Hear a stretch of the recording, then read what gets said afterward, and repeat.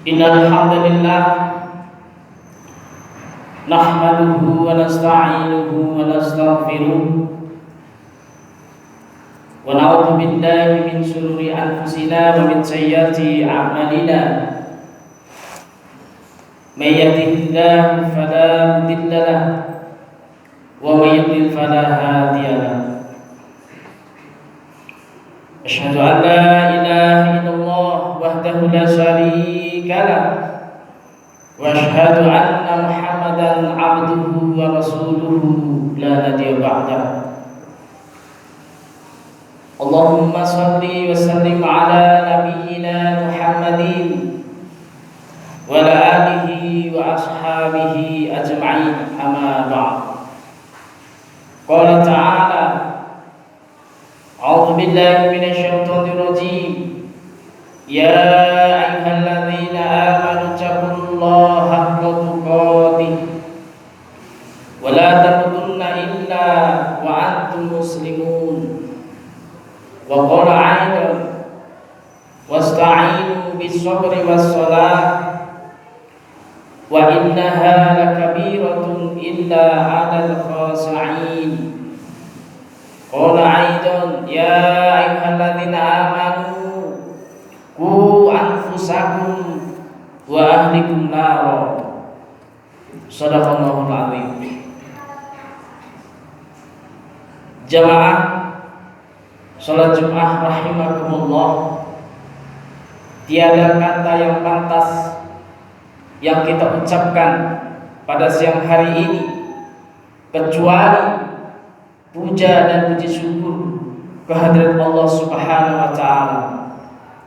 Karena berkat rahmat, hidayah dan taufik serta kesempatan yang diberikan oleh Allah untuk kita, sehingga kita dapat melangkahkan kaki kita menuju panggilan Allah, seruan Allah,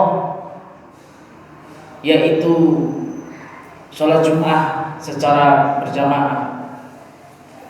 Salawat beriring salam semoga selalu tercurahkan kepada junjungan Nabi kita Muhammad sallallahu alaihi wasallam, Nabi akhir zaman. Tiada nabi setelah wafatnya Nabi Muhammad sallallahu alaihi wasallam. Hadirin jamaah salat Jumat rahimakumullah, marilah kita selalu senantiasa meningkatkan keimanan dan ketakwaan kita kepada Allah dengan menjauhi apa yang telah dilarang oleh Allah dan Rasul-Nya, dan menjalankan apa yang telah diperintahkan oleh Allah dan Rasul-Nya semampu kita. Hadirin jamaah salat Jumat rahimakumullah, tema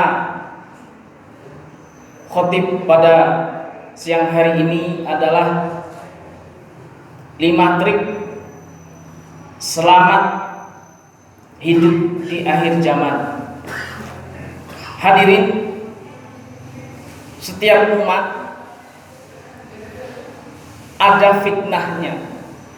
Setiap umat pasti ada ujiannya. Dan fitnah, ujian terbesar yang diberikan oleh hamba-hambanya yaitu harta. Kenapa? Karena fitnah harta ini atau duhaimah sangat gelap. Rasulullah mengabarkan di saat terjadi fitnah duhaimah terjadi, umat Islam akan terpecah menjadi 2, yaitu mukmin sejati dan munafik sejati. Mukmin sejati berarti hatinya bersih, tidak ada kemunafikan. Golongan kedua, munafik sejati, berarti di dalam hatinya tidak ada keimanan. Ada kemunafikan yang artinya hatinya tidak ada iman sedikit pun. Karena apa? Banyak saudara-saudara kita yang menghidupi atau menghadapi kehidupan yang begitu sulit. Kita hidup ini semakin lama akan semakin sulit dan rumit. Ujian-ujian yang diberikan oleh Allah akan ke depan akan semakin berat. Bahkan banyak di antara saudara-saudara kita, saking beratnya, dahsyatnya fitnah pada zaman sekarang ini, paginya mereka beriman, sore sudah murtad dari agama Islam. Atau sore mereka masih beriman, paginya sudah murtad meninggalkan agamanya. Karena mereka tidak kuat, tidak sabar menjalani ujian yang mereka lalui di dunia ini. Rasulullah mengabarkan kepada kita ada 5 trik yang harus kita jalankan kalau kita ingin selamat menempuh ujian di akhir zaman ini yang semakin lama semakin berat yang kita akan hadapi. Kata Rasulullah, yang pertama adalah tinggalkan riba. Tinggalkan riba. Karena riba adalah musuhnya Allah dan Rasulnya. Barang siapa kita masih memakan riba, bertransaksi dengan riba, jual beli dengan riba, maka Allah akan turunkan kehinaan demi kehinaan.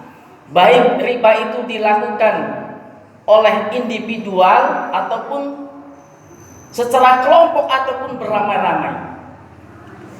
Individual pun Allah akan menegur hamba-hambanya itu supaya kembali dan bertobat kepada Allah Subhanahu wa taala.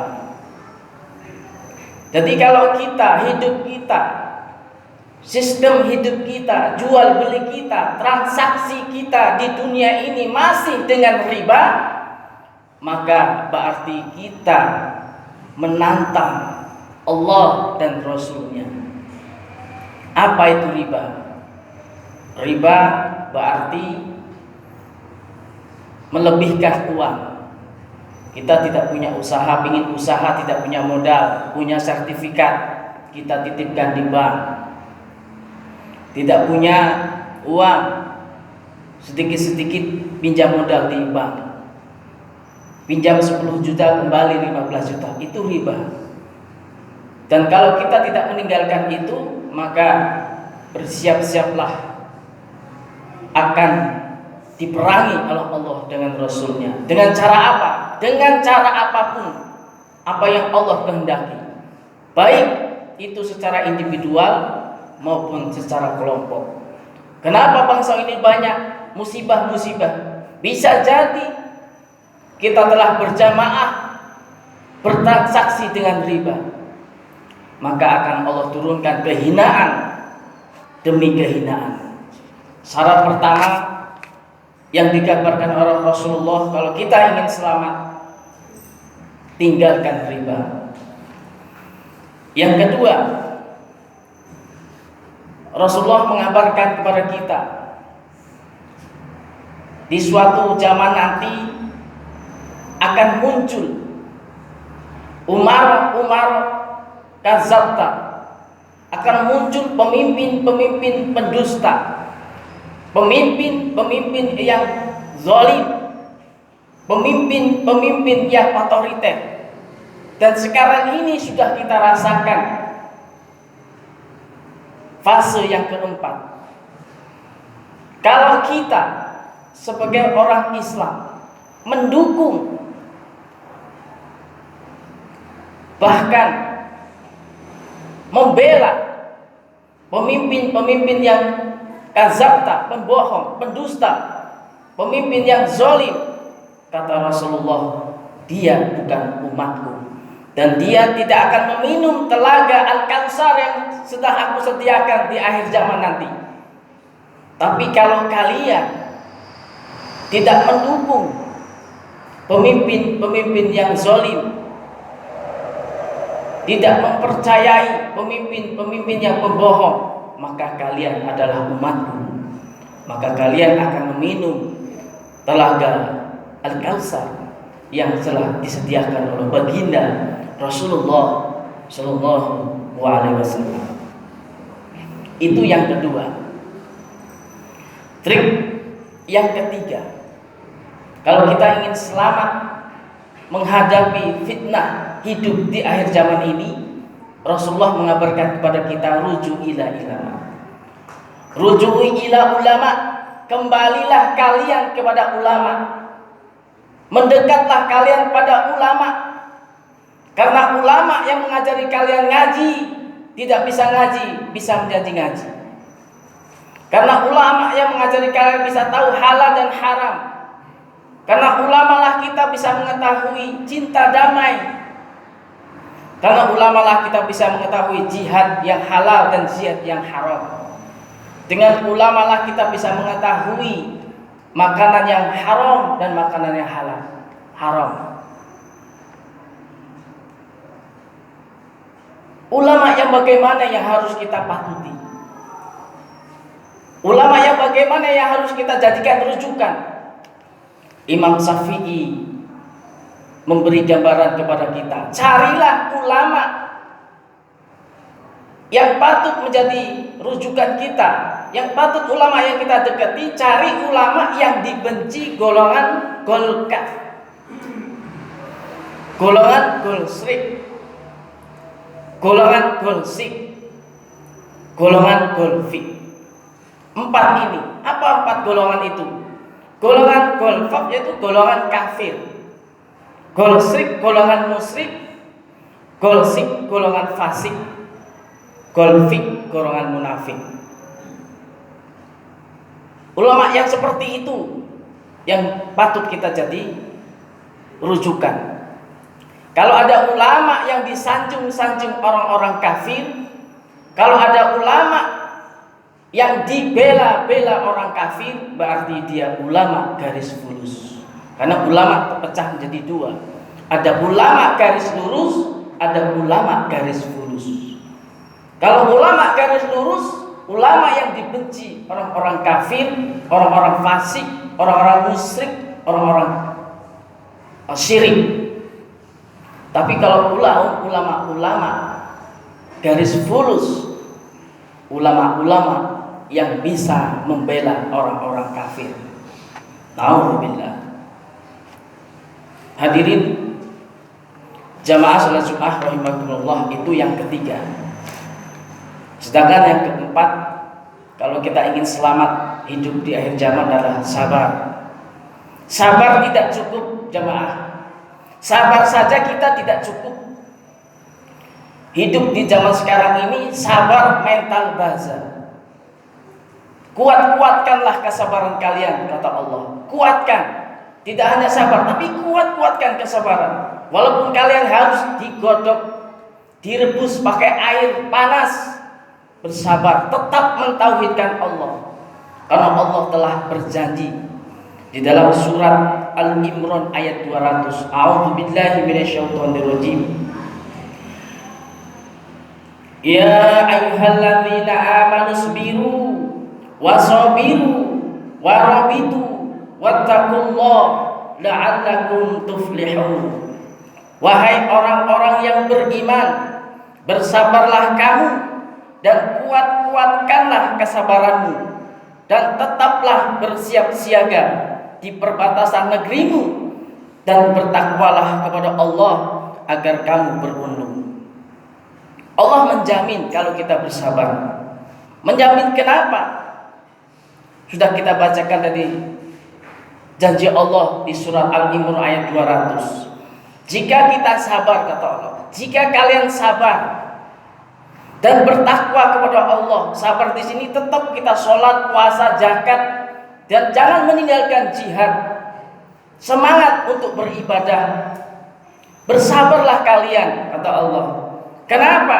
Kalau kita bersabar, konfirasi mereka itu orang-orang kafir, munafik, musyrik, fasik, rekayasa mereka tipu daya mereka, rencana-rencana buruk sesat mereka tidak akan memberi mudarat kepada kita kalau kita bersabar.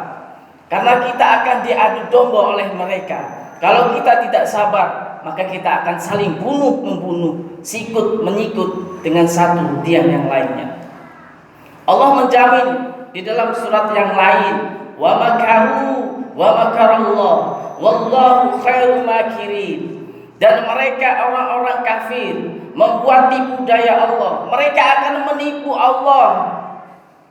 Maka Allah pun membalas tipu daya mereka. Dan sebaik-baik pembalas tipu daya adalah Allah. Tadi diperintahkan kita Allah dan Rasulnya untuk bersabar. Bersabar bukan tidak cukup hanya bersabar, tapi bersabar mental bangsa. Yang kelima kata Rasulullah, kalau kita ingin selamat hidup di akhir zaman adalah berdoa. Ad-doa huwal ibadah. Doa adalah otaknya ibadah. Teruslah kita berdoa untuk kemenangan kaum muslimin, untuk kesabaran kaum muslimin. Kalau kita selalu berdoa, jangan bosan-bosan berdoa. Karena doa adalah ibarat kita mengayuh sepeda. Semakin lama kita mengayuh sepeda, pasti akan sampai. Semakin lama kita berdoa, kalau seluruh umat Islam berdoa di setiap masjid, di setiap sujud-sujudnya, bangun di tengah malam berdoa kepada Allah, tidaklah mungkin doa kita tidak diterima oleh Allah Subhanahu wa taala. Aqulu qouli hadza wastaghfirullah li wa lakum innallaha ghafurur rahim.